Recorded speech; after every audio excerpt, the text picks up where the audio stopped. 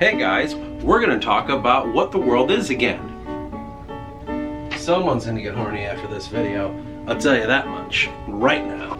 That's horrible. I don't really need to focus on clean it up. The rain, like the rain show. So it really started.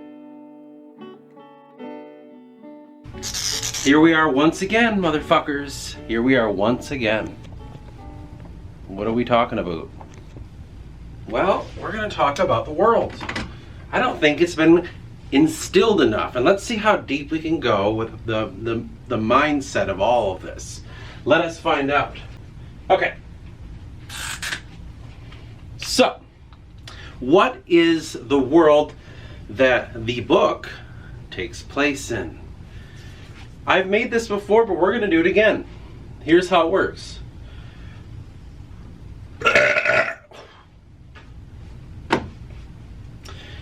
You see that there?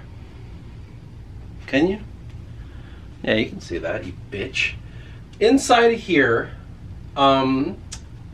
we have our solar system. I don't know, whatever the planets and all that fucking shit. I don't remember how many planets are in the solar system. That doesn't really fucking matter. Here's where we are.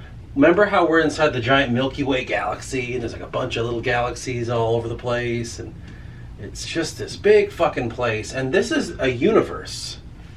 And we just exist inside of the known universe.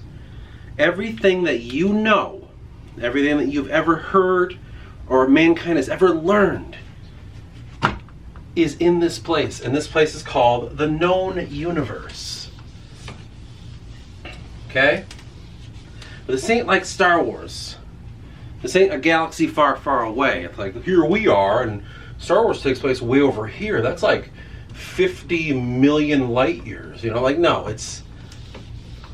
Here's how this works. The known universe is this bubble. Okay? You know how the whole theory of like multiple universes are within each bubble or some shit, quantum, I don't know, whatever that shit is? Everything in our universe exists inside of this bubble. And it's unending size. We'll never fathom how big this bubble is because of how minuscule we are, right?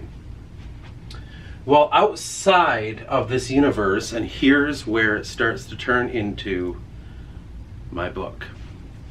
Outside of the known universe is what we would define as darkness. That's all that's here. This is all darkness outside of it. Now, you could call the darkness empty space. You could call the darkness it's beyond with the static of the television kind of mentality. I don't know science enough to give you fucking details like that, but just understand it's beyond our comprehension. The best way to think of it, it's pure darkness. Untapped potential that is unmanaged. Now, do we have that understanding? There were a group of beings called, trying to remember how to spell that. There were a group of beings called the Alkeans. The Alkeans, and also, I always do that. Quilcians. These are the two beings that we're going to focus on right now. These two beings existed inside of our universe. They also lived in here with us. Here's where mankind lives. Let's pretend right over here, this is where the Alkeans and the Quilcians live. They are, as we would define them, aliens. We could just use that as a very simple term to understand them. These are aliens that exist inside of our universe with us. Okay?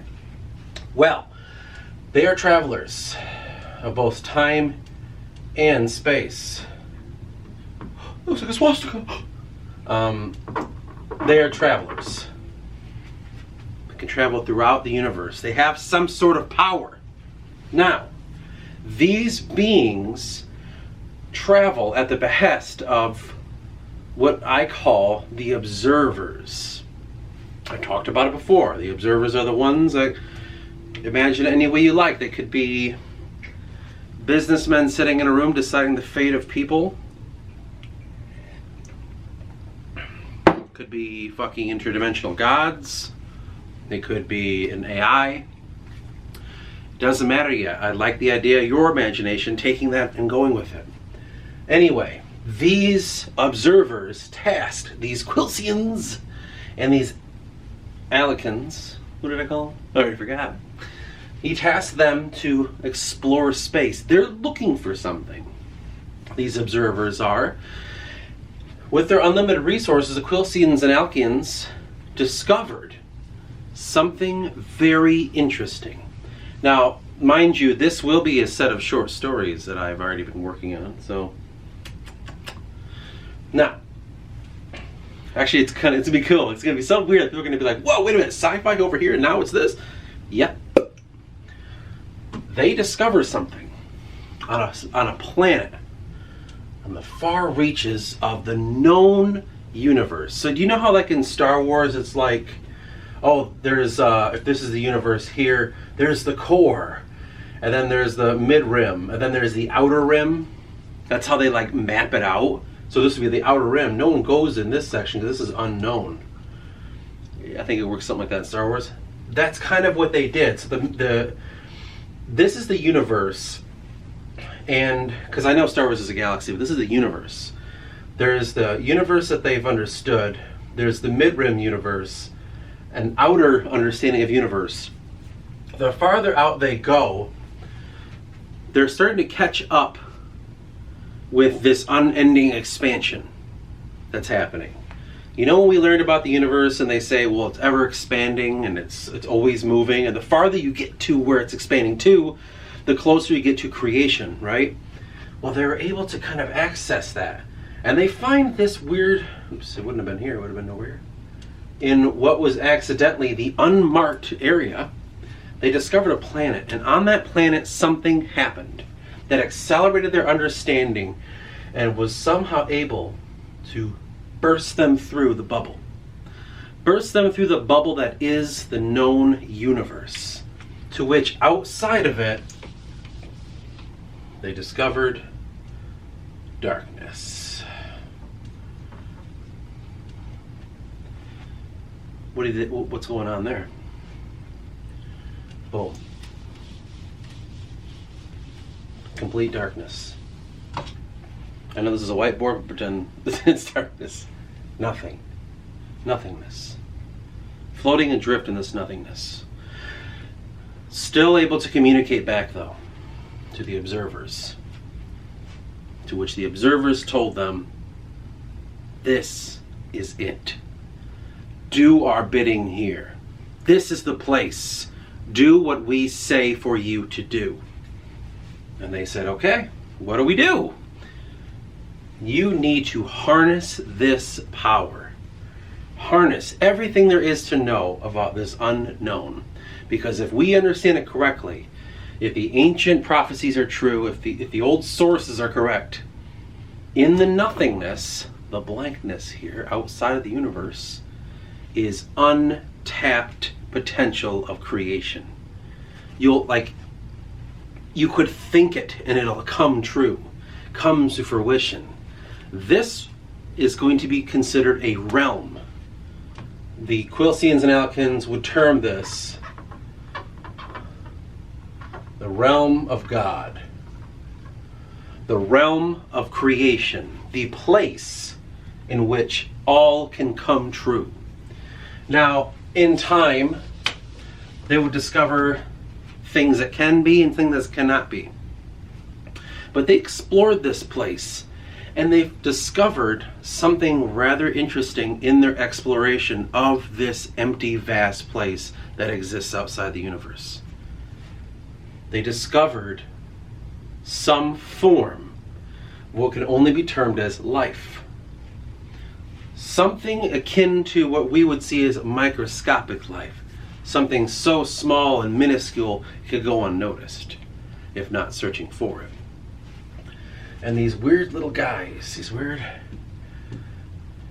things, floating adrift in this cocoon of safety. Now, what we would define this as is like, well, this is the mother, and this is the microscopic life that exists on this mass. And for one reason, for one single reason, they needed to make life. It was the observers, you said. That's it. That's the system. The rebels are there. It was that the observers, you said, this is it. This is the untapped potential. For you see, mankind is always searching, and so are the Quilcian and Elkins and the fucking observers. We're always searching for untapped potential. We're always searching for energy, unending energy. If we could just harness the sun, it could power this, like we're always searching for that. Well, that's what the observers are looking for. And inside this realm of God, as they termed it, were they able to take these little beings and give them life. And from that point, what they did was they created an environment. An environment that has a bridge back to the known universe. You see, they could travel back and forth. And this device, like a water droplet hanging off of its source, about to splatter, that is where we have the creation of the known world. There's our crust. Here's our planet. And there's our bodies of land. You remember those? The bodies of land exist. Here's the firmament. They made mountains. They made forests. They were able to create life. And on this place, they were able to put creatures and beings and all sorts of living entities. And it was them that they finally made what they needed. This, my friends, we're just going to give just a quick face. It's not very good, but it's quick. This is Mother. She exists just like before because these beings needed this Mother, and so they were able to wrap the understanding around and create life. And there were certain points in these ancient forests that would become ancient forests, but these forests, which were a representation. Forests give oxygen.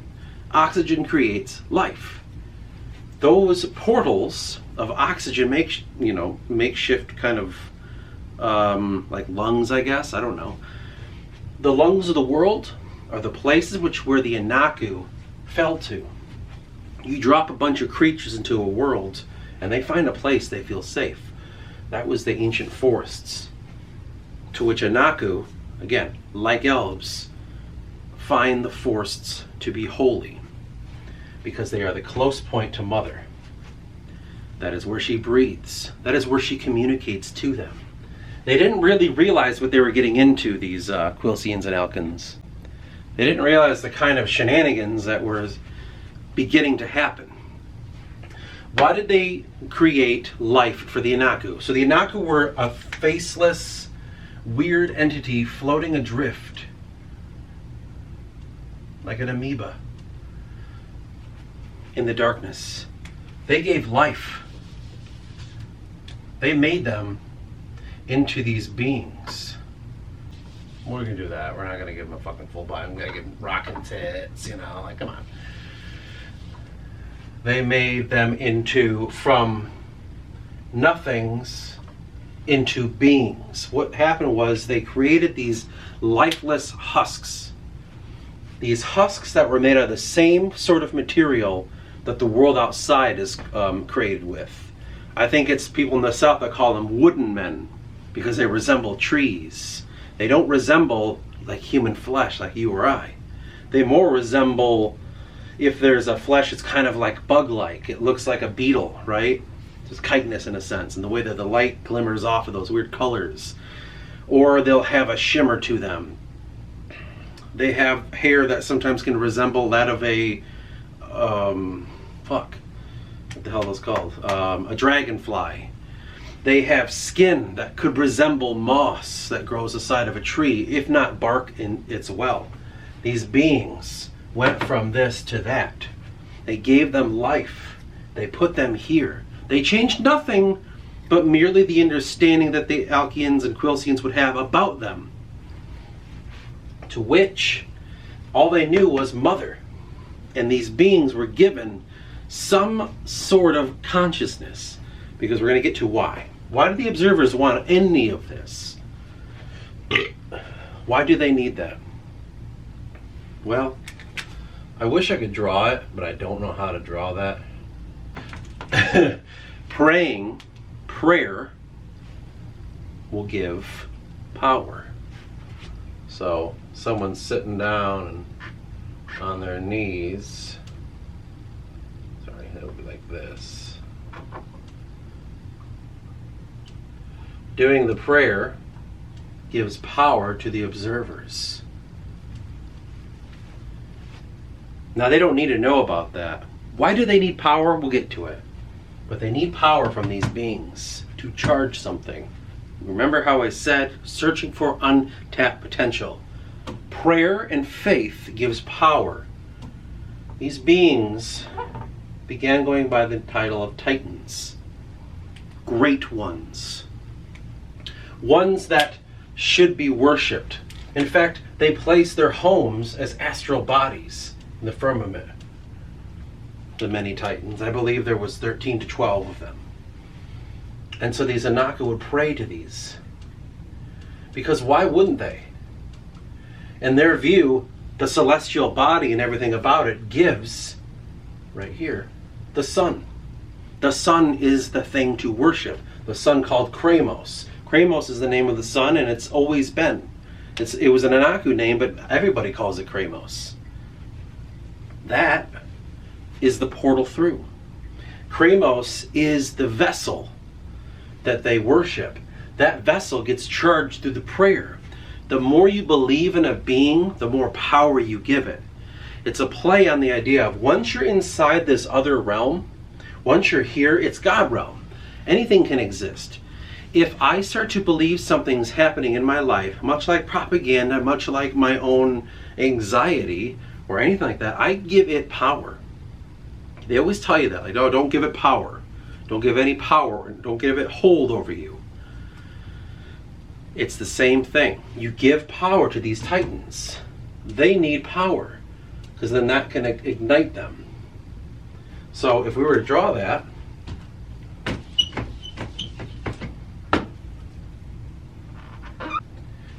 little praying boy here, he's giving power to the Titans. Then the Titans give power back to the observers. This process works in through the world here. A captured image of what can and what should be controlled. It's a controlled experiment inside the realm that is darkness and nothingness. Did they do that? And this was a system that allowed them to harness power. That power could create a vast army, could create an empire, could create greed. And that's what all of this is for. But there was something that did not help. Something they did not foresee would be a beginning of their demise.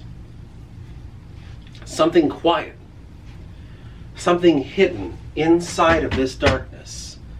Something kind of like a virus, a sickness. Something you can't quite see but can be transmitted. And that thing was drawn to this.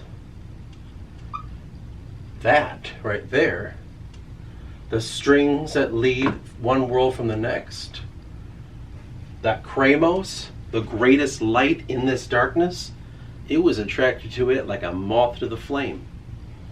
That thing we only call the Whisper.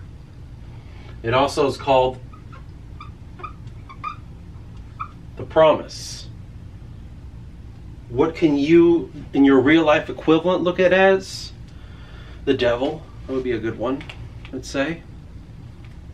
A non-religious viewpoint of this would be fear.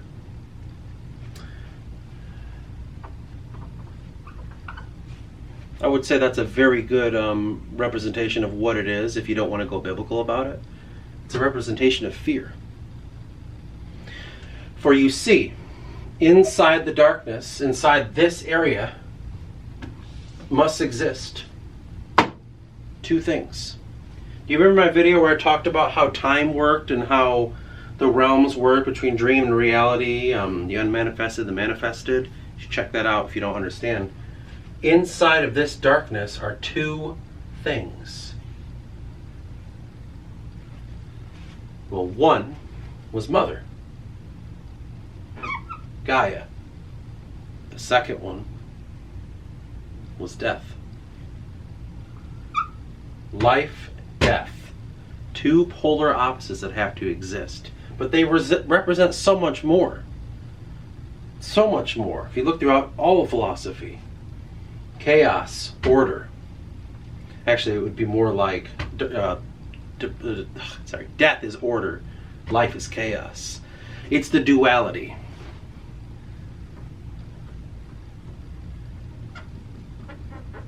That is what they didn't know was out there. And that whisper, that promise, drawn to that, started to become drawn to the Titans. And these Titans, who were just these fucking dudes, just kind of hanging out, got their arms, they're just having a good fucking time. They were attracting it like a mosquito. Started to sting into them, and then it would invoke every part of their being. Fear was first brought into the world. Fear now exists inside of this perfect realm. We have our Garden of Eden. The temptation to which invited that fear was greed. Was the greed of these beings trying to mess with that which was already perfect. It doesn't matter what those beings were before. What were the Anaku? These new beings, what were they? They were floating nothings, amoebas and shit, if you want to call them that. It was more like spirits. It was more like a consciousness. It was like ghosts or something. Floating, and they turned a person, like what were they before? It doesn't matter. It was already a duality. Well, now the whisper, the promise, has to right all of this. Guess what happens while the whisper is starting to wreak havoc? Not quite, it's just ever so slightly. They didn't realize, like I have a cough and I'm like, it's not a big deal. And all of a sudden he does, and then she does, and all of a sudden we're getting sick. It's like that with fear. Soon Titans are starting to not like each other as much. Something's going astray. There was the lead Titan, Thes. Thes is Cronus, which is the father of the Titans, right? Is the father of Zeus too. He seeks to right all of this. He travels back and forth with this portal here called Kramos. He was the one that was cast first. For within this realm, there was another Titan, Theseus' brother, Dove. Dove was one of the main components that brought the spirits into a body. But Dove was starting to investigate certain things. He was starting to look into different aspects. And he started making more people. Not just Anaku, but people that were now known as the Dizarine. These aren't Anaku. These are other beings. Though these other beings didn't quite have a soul of their own. They were kind of empty husk-like people. And that served no purpose to Theis. But something happened while Theis was trying to fix everything. And while Dove, his brother, who was sadistic in his mind, he's like, he's fucking doing stupid shit. I will handle him later. We had another group of beings enter this realm. These other group of beings are called Aeon.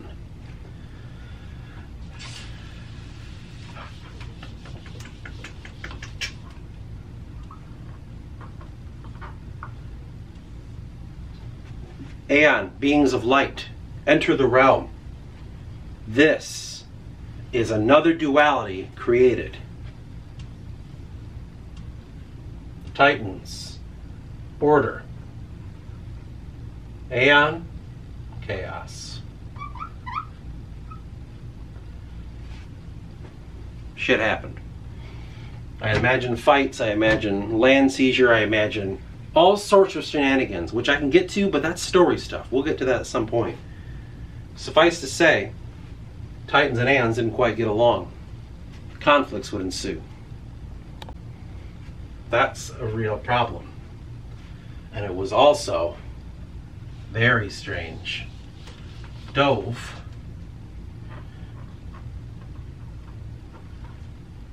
and the lead Aeon, whose name is Oapake. These two create something rather strange. For it was Oapake that helped Dove give souls to the Dizarine. Then the Dizarine exists with their own souls. Again, Theis and his cadre are like, this is starting to get out of fucking hand. Dove and Oapake made the first beings. They created the first being called the Nueo, which the Nueo equal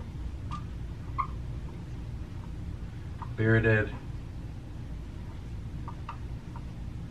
pygmy. The first race of men. Bearded pygmy. Dwarves, if you like.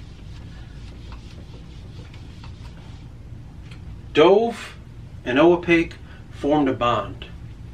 And that was their first test of beings. And then these beings hid away in the mountains and to disappear throughout history. But it was their next creation that set everything over. For right before the great war of the gods, the battle between the Titans and the Aeon, the Titans and their Anaku, the Aeon, which are a group of them, which we should get into a little bit. Oh, another guitar.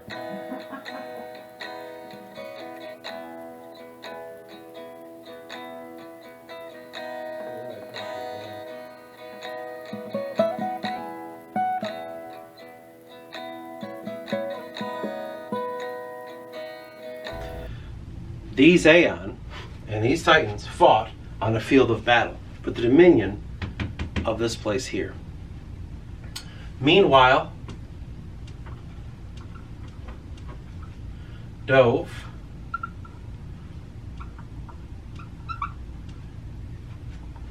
and Oapake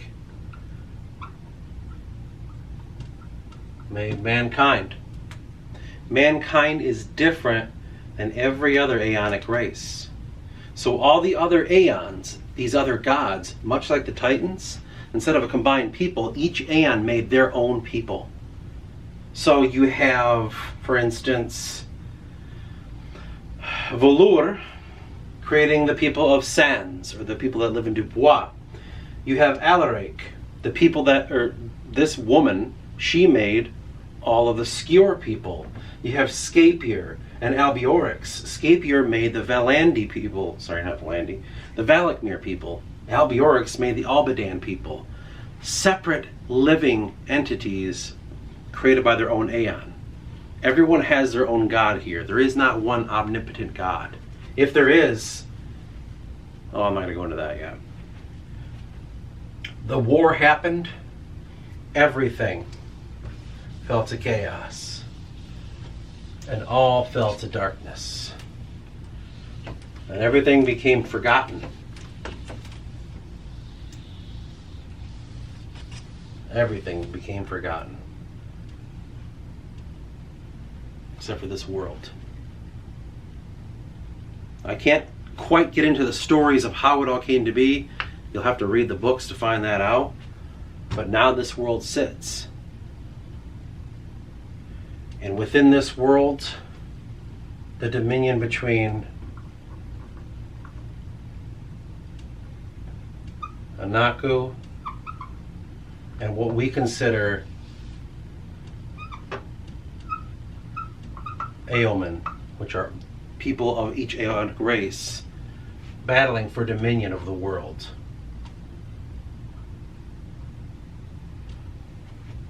They fight for dominion here. For between these two races, a lot of bad blood, a lot of it. And they are mortal enemies, and they will seek each other's destruction for the dominion of all they understand world. To which, that is a brief overview of the world of the book. Again, the stories go much deeper. I could really talk about what happened in the War of the Gods. I could talk more about every single Aeon and every single Titan. I could talk more about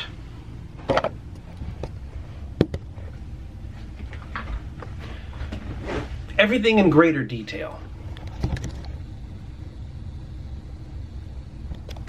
There is so much that can happen inside of there. What happened between Dove and Thys? What happened? How exactly did Dove and Oapeg, the Aeon, how did they make beings? Why did they make beings?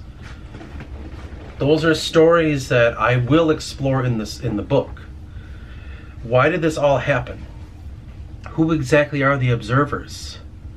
What is their true intent? Something that Eris will discover. What happened to the Forgotten King? What happened to Dove, Thys? What happened to all of them? The Great War happened, they just vanished. If they need to power something in the universe, these these Anaku, are they still doing it? What are the Titans doing? These are all questions that I'm going to try to answer throughout the book.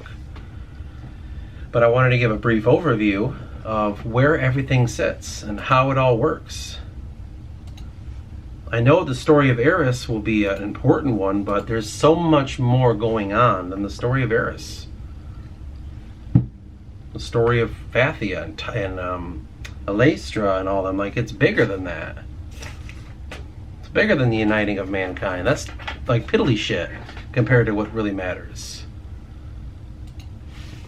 But something that to think about, you know, when it comes to what this story truly is saying. I mean, I think it'll be really good. I think a lot of people will enjoy it once they dig their teeth into it. Then they'll realize, like, holy shit, there's a lot going on in here that I can really sink my teeth into. Anyway, that is that, and until next time.